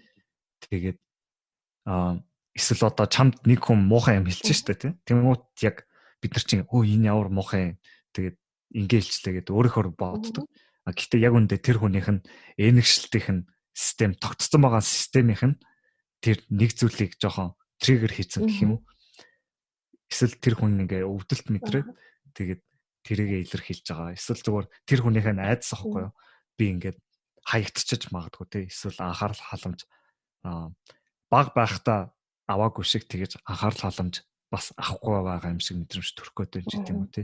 Энэ бүхэн тэр яг ухамсаргууд тогтцсон ингээ гүн систем. Тэгэл тэр нь л ингээ байнга нэг хэлбэрээр илэрхийлэгдэж идэг гэх юм уу. Тэгээ нэг сайн ажиглал бас анзаарагддаг юм шиг санагдсан. Тэгээд бас өөрийгөө ч гэсэн энэгээр анализ хийж болох байхаа. Тийм. Би тэгээд одоо зарим нэг амар амжилттай явж байгаа хүмүүс чи яг үнэндээ бас хөрхийн нөгөө багада анхаарал авч чадаагүй ээж аваасаа. Тэгээд ер нь амжилттай байхаар ээж аав нь тоодог байсан. Тэнгууд тэгээд тэрийг ингээд том болох хүртлээр ингээд авч яваал байдаг. Амжилт гаргахаар нь л ээж аав нь тоодог болохоор тэгээд бусдын анхаарлыг татах гад тэгээд том болсон ч гэсэн ингээд тэрүүгээрээ яваад байдаг. Тийм. Гаднаасаа ингээд амар лаг хүмүүс харагдж байгаа ч гэсэн дотроо тэр чинь амар их дарамттай. Ерөөсөө тэгж аз жаргалтай биш байгаа байхгүй юу? Тийм. Тэгж зовон байж тэгж амар их амжилт хооцсон медаланд хүрээд ямар ч надад бол утгагүй юм шиг санагдсан. Тийм. Тэгэл хүмүүсийн харахаар тэгээд хөрхи багтаа тохиолдсон юм л тавгүй зүйлэл нэг байдлаар шийдэж сурцсан. Тэгээд тэрүүгээл ингээд амьдралаа туршид гаргаж явж байгаа юм шиг. тэгэд эцэгийнх нь хайхрамжгүй хандах ч юм уу тий тоохгүй байх үед ер нь л хүн одоо нийгмийн бүлээсээ гадуурхагдах ч юм уу тий шоударлагдах өөрийгөө одоо тархины яг тэр нөгөө өвдөлт мэдэрдэг хэсэг нь идэвчтэй юм лээ. Яг одоо бие өвддөгтэй яг адилхан мэдрэмж мэдэрдэг. Яг тархинд бол яг л адилхан процесс яваад байгаа гэсэн үг байхгүй. Тэгэхгүй гэхдээ ямар ч хэсэн энэ бүр амар байгаа ч тий яг бидний яг сэтгэл мэдрээддэг юм чинь бүр яг тархиндаа болохоор үнэхээр л болж лийд юм лээ. Угаасаа нэг амар онцгой үг мөг сонсохоор ингээд сэтгэл санаа амар муухай болдог шүү дээ. Тэгэл ингээд тархинд бол тэгэл хүрх юмтай яг л нэг амар цохиулсан юм шиг л хүчтэй цохиулсан юм шиг л тийм мэдрэмж. MRI хийхэд бол явж л идэв л. Тэгэхээр яг хүмүүс яг юунда хэл яриандаа ч гэсэн айгүй анхаарах хэрэгтэй бац тий. Ер нь сэтгэл зүйн асуудлыг нэг тоодгүй байсан шүү дээ. Өмнө нь бол тэгэл Монголд бол ялангуяа миний бодлоор одоо л гайг болж эхэлж байгаа хаа. Монголд бол зүгээр жоохон сэтгэл зүйн хямраад байна гэвэл битээ маяглаад байна. Тийм монголчин ер нь бол гол асуудал нь угаасаа санхүүгийн асуудал шүү дээ. Тэгэл ингээл юу идэх хоол нь ширээн дээр нь байхад тий тэгэл гомдлол амьдрал хэцүү байна, депресстэй байна гэмэд хүмүүс жоохон догдох хийж байгаа юм шиг санагддаг байсан л нэг хэсэг. Тийм одоо бол яг өөр сэтгэл зүйн хэрэгцээ бол угаасаа биеийн хэрэгцээ шиг амар чухал. Харин тийм одоос мэдж эхэлж байгаа тийм. Танаа болгоо процесс нь л яг л адилхан байхгүй тий. Тийм тэгээд ер нь нэг дийлэн хийцэгчүүд бас жоохон идэх хоолтой өмсөх хувцастай байвал одоо би сайн ээж аав гэж боддог гэсэн шиг байна тий. Тэгээ орчин үед бол жоохон өөрчлөгдөж байгаа. Тий. Тэгэл хүүхдийг аль болох баг багт нь л амар сайн бүр өстө байж болох бүх анхаарлаа өгөх хэрэгтэй гэж хэлээ та. Тэгээ дээрэс нь яг нөгөө 30-аас 40 нас тий. Ер нь бол ээж аав байх угаасаа амаргүй тий амар том олон сорилтуудтай тулгарна.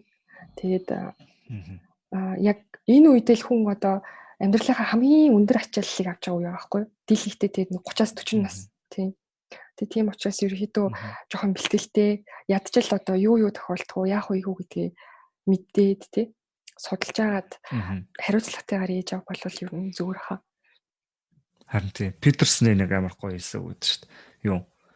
Хүүхдтэй болно гэдэг нь ерөөсөө угаасаа чиний тухай биш болж байгаа гэсэн үг гэдэг. Тий. Хүүхд төрүүлж байгаа л болвол чи тэр хүүхдийнхээ хувьд амар том үүрэг хариуцлагатай. Чиний тухай гэдэг зүйл угаасаа байхгүй болно. Тэгэл хүүхдтэй ёо энэ намайг ойлгохгүй ёстой тэнэг мэнэг тэгж хэлэх бол ямар ч шалтгаан бол байх ёсгүй. За нуурыг сонсогчдоо баярлалаа. Тэгээ лайк дараад subscribe